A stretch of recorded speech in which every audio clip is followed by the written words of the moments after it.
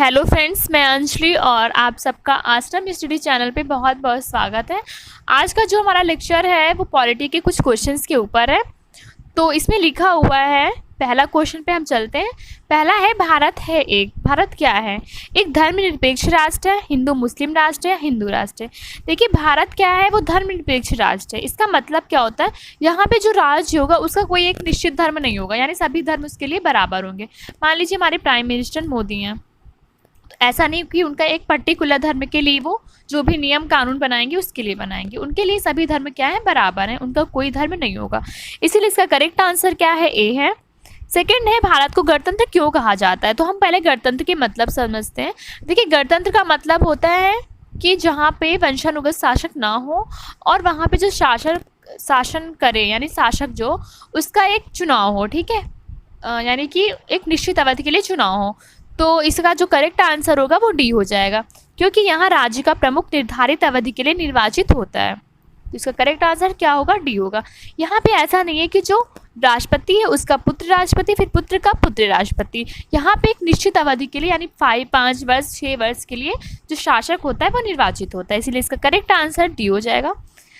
Third है, धर्मनिरपेक्षता का अर्थ है। अभी हमने आपको बताया था कि धर्मनिरपेक्षता का मतलब होता है जो सरकार हो उसका कोई किसी धर्म को स्वीकार ना करना। ठीक है, तो इसका करेक्ट आंसर सी हो जाएगा। फोर्थ है, भारतीय संविधान के अंतर्गत भारतीय लोकतंत्र के आदर्शों को हम देखते हैं।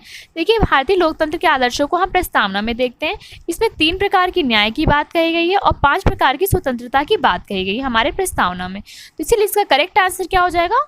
ए हो जाएगा, क्योंकि जितने प्रकार की स्वतंत्रता और न्याय और समता की इस बात क्या है? प्रस्तावना में किया गया। इसलिए करेक्ट आंसर क्या हो जाएगा? ए हो जाएगा। फिफ्थ है, मूल भारतीय संविधान के अनुसार भारत क्या है? भारत क्या है हमें ये बताना है। तो इसका करेक्ट आंसर कौन सा होगा? इसका करेक्ट आंसर जो होगा वो होगा हमारा ए, प्रभुत्व संपन्न धर्मनिरपेक्ष समाजवादी गणराज्य है। तो इसका बी ऑप्शन जो होगा वो करेक्ट सही होगा। अब हम 6 क्वेश्चन पे पढ़ते हैं। क्वेश्चन 6 है, धर्मनिरपेक्ष शब्द के विषय में कौन सा कथन सही नहीं है?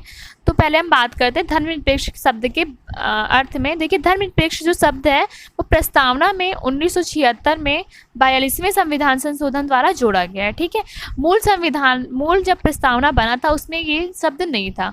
तो इसका पहला ऑप्शन है, यह वर्ष 1976 में जोड़ा गया, तो ये सही है। सेकेंड है, यह 44वें संविधान संशोधन द्वारा जोड़ा गया, तो ये इनकरेक्ट, क्योंकि ये 42वें संविधान संशोधन द्वारा जोड़ा गया था। थर्ड है, यह 42वें संविधान संशोधन द्वारा जोड़ा गया है, ये बिल्कुल करेक्ट है। और फोर्थ है, यह मूल प्रस्तावना में था, तो ये जो है ये इनकरेक्ट है, क्योंकि मूल प्रस्तावना में नहीं था, ये बाद में जोड़ा गया। तो इसीलिए इसका करेक्ट आंसर क्या हो जाएगा? बी, 1 और 3 हो जाएगा।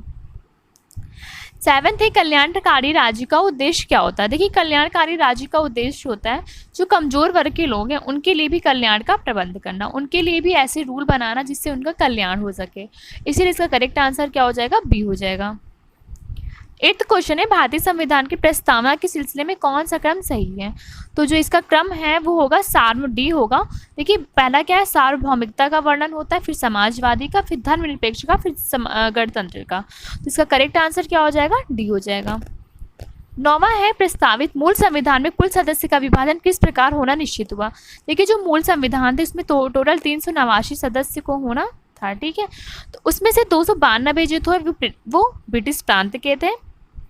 देखिए, और 93 क्या थे? 93 जो थे वो देसी रियासत के थे और कमिश्नर क्षेत्रों के 4 प्रतिनिधि थे।